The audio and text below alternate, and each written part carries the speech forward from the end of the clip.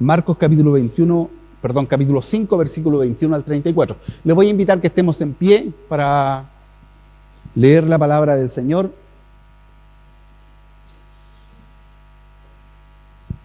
La tenemos ahí ya con nuestro apoyo audiovisual. Dice así la Biblia: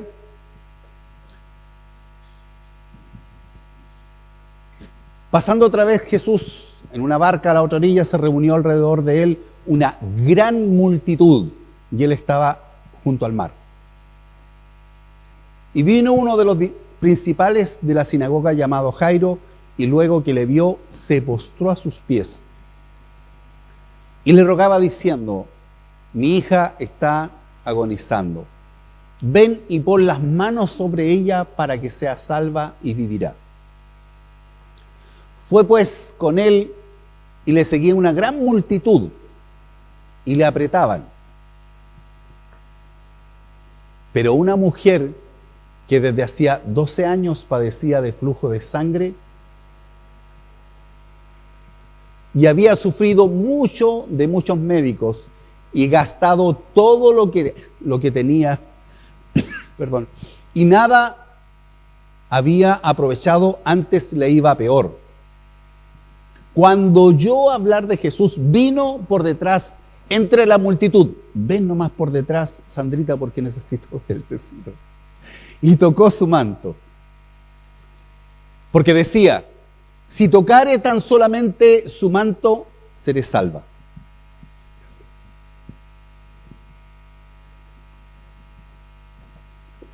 Y enseguida la fuente de su sangre se secó y sintió que el cuerpo que estaba sana de aquel azote. Luego Jesús, conociendo en sí mismo el poder que había salido de él, volviéndose a la multitud, dijo: ¿quién ha tocado mis vestidos? Sus discípulos le dijeron: ¿ves que la multitud te aprieta y dices: ¿quién me ha tocado? Pero él, mirando alrededor para ver quién lo había hecho, quién le había hecho esto. Entonces la mujer, temiendo y temblando, sabiendo lo que en ella había sido hecho, vino y se postró delante de él y le dijo toda la verdad. Y él le dijo: hija, tu fe te ha hecho salva, ve en paz y queda sana de tu azote. Amén. Pueden tomar asiento.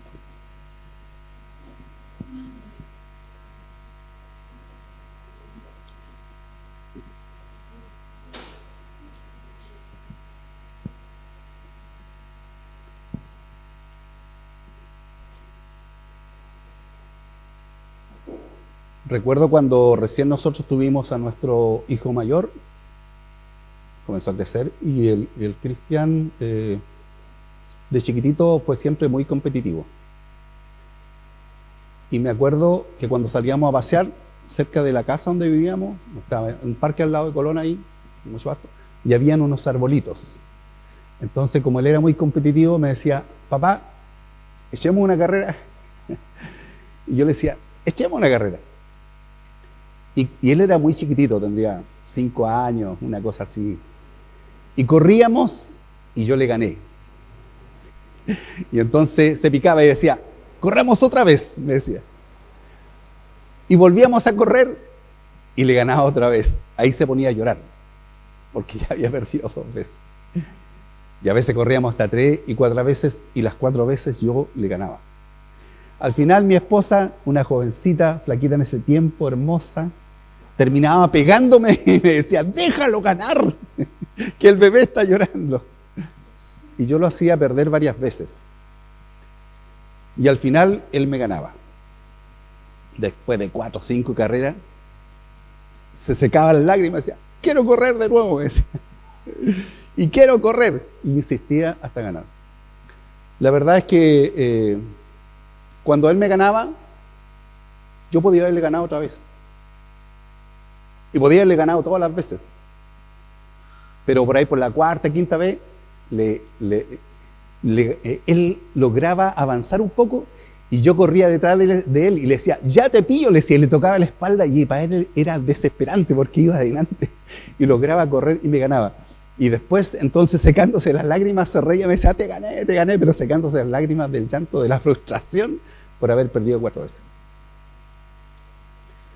La verdad, hermanos, es que así como yo le podía ganar a mi hijo, Dios podría ganarnos por la eternidad a nosotros. Pero Él tiene algunos propósitos a veces en nuestra vida que nosotros no logramos entender. Estoy seguro, tengo la certeza, de que ese niño pequeño, que ahora es un dueño de casa, con responsabilidad de esposa, de hijo, tiene vidas que cuidar, ha tenido que enfrentar muchas otras carreras. No tengo ninguna duda. Y aunque yo no lo he visto llorar cuando ha perdido, estoy seguro que a veces ha perdido. Y a veces se ha sentido frustrado. Pero una cosa tengo a mi haber como papá que me da una paz. Tengo la seguridad que cuando pierda, este hombre que yo formé, porque era mi responsabilidad de padre, lo va a volver a intentar. Porque así fue enseñado. Lo va a volver a intentar. Y la verdad, hermano, es que estamos en un periodo, en un tiempo de cómo enfrentamos la vida, en que se ha convertido las pruebas y las dificultades en situaciones que con tanta facilidad nos dejan en el suelo. Y debiéramos preguntarnos cuál realmente es nuestra actitud frente a los desafíos que tenemos. ¿Será que nosotros realmente estamos dispuestos a volverlo a intentar? ¿O simplemente nos quedamos lamentando de no haberlo logrado en una oportunidad? Cuando yo tenía esta idea en mi corazón para compartir con ustedes, buscaba en el texto, decía, Señor, ¿dónde encuentro una palabra que realmente se identifique con esta palabra que quiero compartir con mis hermanos? Y entre varias que surgieron me pareció que la historia de esta mujer que ustedes conocen, que no es algo nuevo para ustedes, me parece particularmente apropiada. La Biblia la describe como una mujer con un azote, con una enfermedad en su cuerpo particular. Una enfermedad que había durado 12 años. 12 años de sufrimiento. 12 años en que las cosas no habían resultado. ¿Cuál era la condición de esta mujer? No era una condición carente. La Biblia incluso describe que, habiendo tenido bastantes recursos, había lapidado todo su dinero, toda su espalda económica, su respaldo económico, en buscar soluciones en los médicos. Y esos 12 años de intento fueron 12 años puesta toda su esperanza en el conocimiento humano, en lo que decía la gente de esa época, en el conocimiento científico o pseudocientífico que podía haber en ese periodo, pero estaba esa persona puesta con su mente en puedo pagar, lo puedo conseguir, tengo los medios para hacerlo. Y miren que es una cosa que no es rara a los seres humanos. Nosotros cuando tenemos un desafío, rara vez lo primero que hacemos es recurrir a Dios. Ahora, si usted es de esas personas que frente a la primera batalla usted dobla su rodilla y lo pone delante del Señor, permítame darle un aplauso, de verdad. Pero no es el común de las personas. Casi todos nosotros cuando tenemos una prueba, lo primero que hacemos, ya, vamos a la clínica, no, vamos nomás, consigamos el médico, vamos para allá y vamos para acá. Y vamos siempre pensando en qué podemos hacer, porque es lo que nos corresponde. Y porque fuimos enseñados en que hay que buscar soluciones. Y esta mujer siguió esa escuela. La escuela de cuánto yo puedo, cuántas fuerzas puedo para resolver esta situación. Y se pasó, dice la Biblia, 12 años intentando.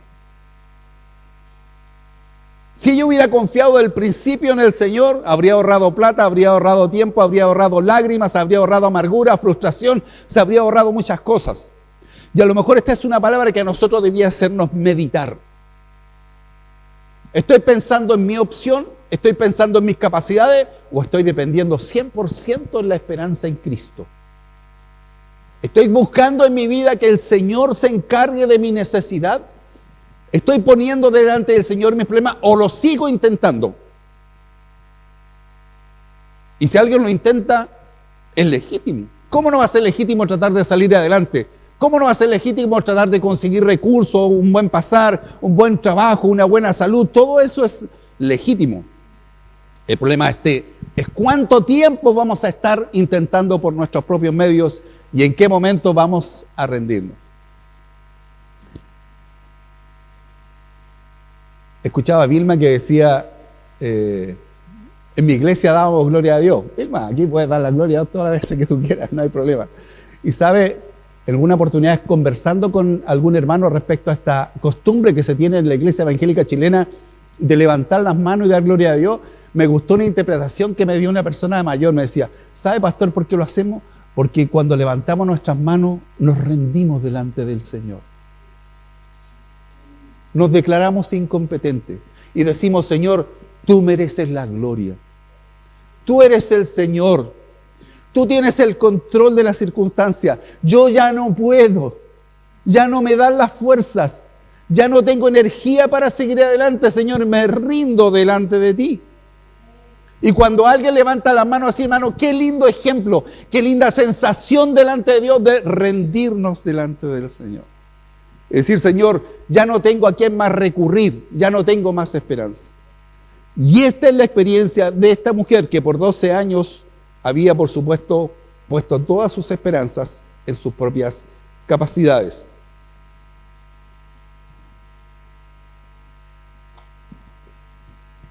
Cuando ella se dio cuenta que ya no podía, cuando se acabó el dinero, cuando había pasado tanto tiempo, entonces escuchó de que Jesús pasaba por el lugar donde ella estaba. Y entonces hace un cambio que en algún momento nosotros en medio de las dificultades debemos hacer. Debe llegar un momento, hermano, en que nosotros dejemos de intentarlo nosotros y poner nuestra carga a los pies de Cristo. Debe llegar un momento en que uno se dé cuenta que ya hizo todo lo que podía, que ya lo intentó y que llega un momento de decir, Señor, tuviste que corrí 2 veces, corrí 3 veces, corrí 4 veces, Señor, y sigo perdiendo. Pero no quiero seguir perdiendo, Señor. Quiero depender de ti. Quiero confiar en ti. Y ese paso, hermano, es un paso que a los seres humanos nos cuesta mucho. Nos cuesta reconocer nuestra incapacidad. Nos cuesta reconocer nuestra debilidad. Nos cuesta reconocer que no tenemos el control de las circunstancias. Nos cuesta reconocer que hay cosas que nos exceden, hay cosas que están más allá de nuestro control. Nosotros quisiéramos tener el control, nosotros quisiéramos que los que amamos estén bien, nosotros quisiéramos que la gente actuara de buena manera, nosotros quisiéramos muchas cosas. Pero la verdad, hermanos, es que hay muchas cosas que están fuera de nuestro control. Y ahí, ¿sabe? Lo único que queda es rendirnos. Es decir, Señor, no puedo. Lo he intentado, le he hecho empeño. Esta situación arrastro por tantos años esta dificultad y no logro avanzar. Al contrario, a veces pienso que en vez de estar mejor, estoy peor. ¿Cuántas veces usted ha pensado en su vida que una prueba que parece que antes era más fácil, ahora cada vez más difícil? Y llega un momento que sentimos que ya no va a haber solución, no va a haber resultado, no va a haber una respuesta positiva. Pero sabe, esta mujer en un momento hizo un clic, hizo un cambio de paradigma notable. Y ella dejó de ver, porque ya no había más joyas que cambiar, no había más plata que buscar, no había nada más que vender, y supo de Jesús. Un hombre que sanaba, que era misericordioso y que pasaba cerca de ella. Y logró hacer este cambio. Dijo, mi esperanza está en acercarme al Señor. Y en su corazón ella logró una percepción, logró formar un pensamiento que es un pensamiento maravilloso. Ella dijo, no necesito que me bendiga, no necesito que se entere que yo existo, no es necesario que me mire, no importa que, no quiero que me ponga las manos, no quiero ni eso. Quiero por lo demás, ojalá pasar desapercibida. Pero estoy segura que si logro tocar solo el bordecito de su ropa, solo con eso va a ser suficiente para que yo sea sanada. Entonces toma esta decisión. Y al mismo tiempo, cuando toma la decisión, ella se da cuenta que va a tener que enfrentar una cantidad enorme de dificultades. Lo primero que podemos mencionar, siendo ella una mujer en el contexto israelí, en el contexto judío, ella estaba consciente que el tipo de enfermedad que ella tenía era una enfermedad que causaba una discriminación religiosa. En el contexto del Antiguo Testamento, cualquier cosa asociada a los muertos, asociada a la sangre, era impureza. Por lo tanto, ella de las cosas que no podía practicar estando enferma del flujo de sangre como ella estaba, en primer lugar ni siquiera se podía acercar al templo, porque su enfermedad la convertía en una persona inmunda. No estaba en condiciones de ir. Y a veces uno encuentra tantas personas que a veces cuando los invita a la iglesia o cuando los invita al culto, dice, no, que en realidad no, yo no soy para eso. Se autodescalifican, sienten que no tienen oportunidad, cuando en el fondo el venir aquí no venimos porque seamos perfectos, si nosotros estamos todos descalificados delante de Dios. Y qué lindo escuchar el amén de ustedes. Y venimos porque el Dios de misericordia permite que toquemos el borde de su manto y seamos sanados. Eso es lo que ha hecho Dios con nosotros. Él ha extendido su misericordia. Él abre sus brazos para bendecirnos. Pero había claramente una discriminación. De hecho, ella no estaba dispuesta a contarle al Señor lo que le pasaba. Por ningún motivo. Era vergonzoso para ella. Entonces la solución era que esta cosa, si resultaba esta sanidad, fuera pero para callado, en secreto, que nadie se enterara. Y por eso hace este esfuerzo. Cuando ella tiene esta discriminación religiosa, tiene una segunda barrera difícil. Son las barreras físicas. Cuando pensamos en una paciente con este tipo de cuadro, nos imaginamos una persona que no está en la mejor condición física para enfrentar desafíos físicos. Y hay una multitud rodeando al Señor. Cuando leímos el texto al principio de esta meditación, encontramos que en más de una oportunidad se describe que hay una multitud rodeando al Señor. No sabemos si ella fue testigo de la conversación, porque sabe cuando Jesús va caminando, Él no va con una situación de no tener nada que hacer. Él tiene una misión, va a la casa de una persona importante. ¿Se dan cuenta? Él está ocupado, está súper ocupado. Entonces, ¿quién lo voy a molestar? Muchas veces dicen, no, ya tendrá que ser para otra oportunidad porque él ya tiene un trabajo que hacer. Pero ¿sabe? Esta mujer dice, no, yo necesito mi bendición. Y voy a conseguirla a como dé lugar. Y no me importa si alguien me empuja o me trata mal, o si alguien se entera de lo que tengo y me insultan, yo voy a luchar por esa bendición. Y voy a acercarme a Jesús como sea. Y dice la Biblia que ella entonces buscó esta circunstancia y entre la multitud comenzó a hacerse espacio. No tiene que haber sido fácil. Y la Biblia muestra entonces que haciendo esfuerzo, estando debilitada, estando cansada, en una multitud que particularmente en una sociedad donde los hombres eran importantes, no había muchas mujeres en ese contexto, pero ella logró introducirse en este círculo que rodeaba a Jesús y logró entonces asir el borde del manto del Señor. Cuando eso pasa, ella tiene testimonio, ella siente la sanidad. Yo sé que Dios es un Dios invisible, yo sé que es un Dios que uno no lo puede ver, pero algunos de los que estamos aquí, yo sé que usted ha tenido alguna sensación de la presencia de Dios que es innegable. O ha tenido testimonio de sanidad física. Te siente, algo pasó en mí.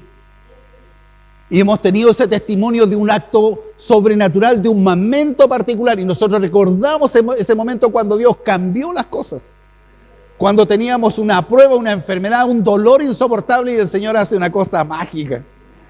De un momento, de un segundo, y uno tiene conciencia de ese momento. Uno sabe en qué momento el Espíritu Santo tocó tu vida. En qué momento el Espíritu Santo tocó tu cuerpo. En qué momento te sentiste aliviado. Porque el Señor había hecho algo sobrenatural. Esta mujer supo perfectamente que cuando ella tocó el borde del manto del Señor le pasó algo. Y el Señor, que sabía todas las cosas, sabía perfectamente lo que había sucedido.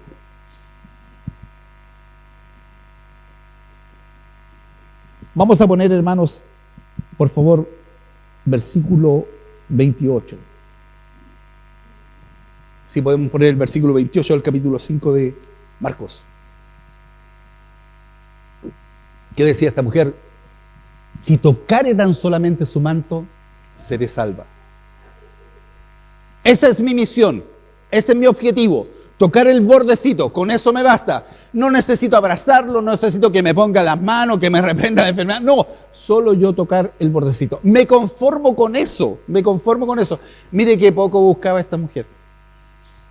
A lo mejor buscaba poco. ¿Sabe por qué? Porque ella sentía que no merecía más. Y ciertamente ella se sentía indigna. Entonces, tenía un espíritu que es el espíritu correcto para acercarse al Señor. Nosotros no venimos delante del Señor, hermanos, porque nos sobren las bendiciones. No venimos delante de Dios porque merezcamos la misericordia de Dios. No venimos delante de Dios porque tenemos endeudado a Dios. Hemos hecho tanto por Dios, hemos aportado tanto que Dios está en deuda con nosotros. No, hermano, esa no es la realidad del ser humano. La realidad del ser humano es que nosotros le debemos tanto al Señor. Y le seguimos pidiendo su misericordia. Y seguimos aumentando la cuenta. Y hay uno que dice, yo pago, no hay problema. Sigue anotando, no hay problema. Yo pago todo. Eso lo dice el Señor por nosotros. Entonces, con esa actitud, esta mujer con esa actitud de humildad, de sencillez, se acerca, es tocada, es bendecida y su vida es transformada. Entonces, hermano, si usted va a buscar algún motivo para no avanzar, si usted va a buscar un motivo para no servir, si usted va a buscar un motivo para no caminar con Cristo, va a encontrar siempre motivos. Los seres humanos siempre vamos a encontrar motivos para no caminar con el Señor. Que soy muy joven, que soy muy viejo, que tengo muchas responsabilidades, que no las tengo, que tengo mucho trabajo, que no tengo trabajo. Siempre vamos a buscar razones para no servir al Señor. Muchas excusas.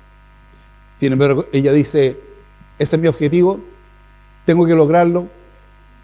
Tenía razón ellas para pensar que no podía, enferma, débil, mujer, discriminada, tenía todas las razones para no acercarse. Pero ella dijo, no, es que esa es mi opción. Mi opción es acercarme y tocar el borde del manto del Señor. Yo creo que lo he mencionado tantas veces, hermano. Nosotros debemos preguntarnos, ¿qué es lo que estamos transmitiendo a nuestras siguientes generaciones? ¿Qué es lo que le estamos enseñando a nuestros hijos y a nuestros nietos? ¿Estamos realmente grabando en el corazón de ellos que en la vida van a enfrentar desafíos? ¿Estamos grabando en el corazón de ellos que en la vida van a haber batallas difíciles de resolver? ¿Les estamos animando para que se den cuenta que no es posible que en la vida todo sea parejo, pura bendición y que todo sea un camino de rosas? Van a haber luchas y van a haber problemas. Y nuestra responsabilidad, la herencia más grande que podemos dejarle a nuestros hijos y a nuestras hijas y a nuestros nietos es, inténtalo de nuevo. Ponte de pie. No lo lograste, vuelve a intentarlo. Inténtalo otra vez. Y no te rindas. Y sigue adelante. Y no dejes que las dificultades te opriman. Tienes que salir adelante. Tienes que luchar. Hay cosas que uno observa en la naturaleza, hermano, y que uno dice, ¡oh, qué increíble! Hay algunas aves que cuando los polluelos ya tienen algunas plumas, no están ni siquiera completas las plumas. Están más o menos, hermano. ¿Y sabes lo que hace para que aprendan a volar? Los agarran, los sacan del nido y los sueltan. Y ahí aparecen los polluelos moviendo la aleta súper desesperados. Se dan como 4000 vueltas. Y cuando van a llegar al suelo y a estrellarse, entonces agarra a la mamá. Y en vez de decirle, mi bebé, pobrecito, discúlpame la broma que te hice, nunca más vas a sufrir. ¿Sabe lo que hace esa ave? Lo lleva para arriba y lo suelta de nuevo. Y allá va el pobre polluelo pataleando desesperado, vuelan algunas plumas que todavía no están muy afirmadas, y el polluelo patalea. Y así lo hace 1, 2, 3, muchas veces. ¿Hasta cuándo? ¿Hasta cuándo de repente de tanto aletear logra sustentarse? Pues? Y de repente se sustenta y se pega unos porrazos, pero logró sustentarse y logró aguantar el porrazo.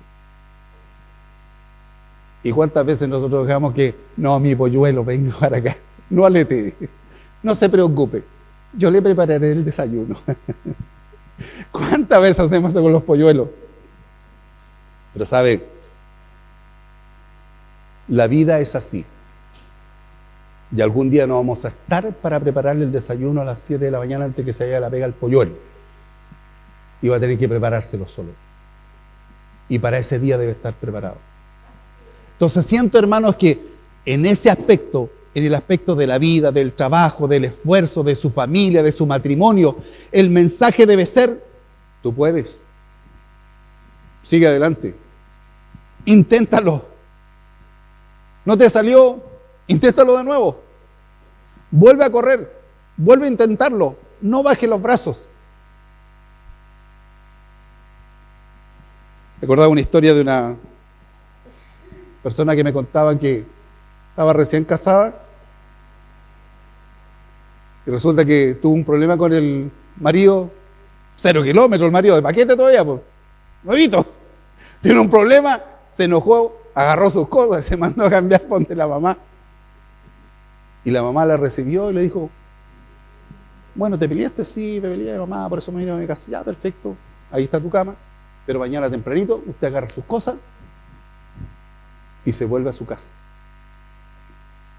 Y converse con su marido y arregle su tema. Eso es ayudar que el polluelo vuelva a intentarlo, hermano. Pero hay una sensación en nuestro corazón, ¿cómo le voy a hacer eso a mi polluelo?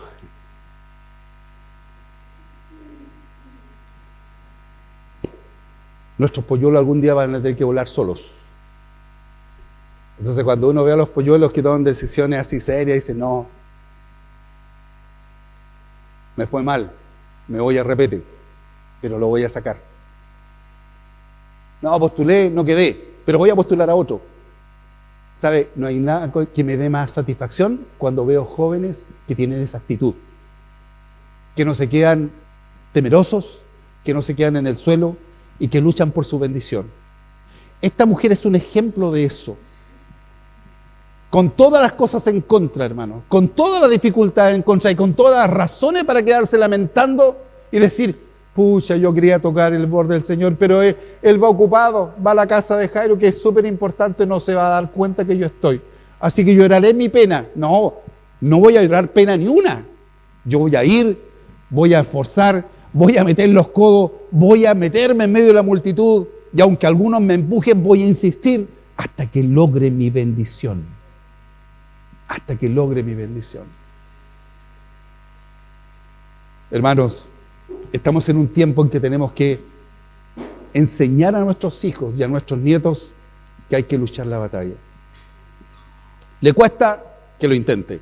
Se cayó, le secamos la lágrima, que se ponga de pie. Se tropezó, le ayudamos a ponerse de pie y que siga adelante. Pero que le diga, no me resultó. No quiero hacerlo más. Y sabe, cuando no quiere hacer una cosa y se echa atrás en una y se echa atrás en otra y en otra, llega un momento en que se va a echar atrás en todos los aspectos de su vida. Este es un buen ejemplo de lo que significa conseguir una bendición. Es que me pegaron fuerte. Bueno, pero si te va a doler. Es que me caí y me dolió. Sí, cuando uno se cae, duele.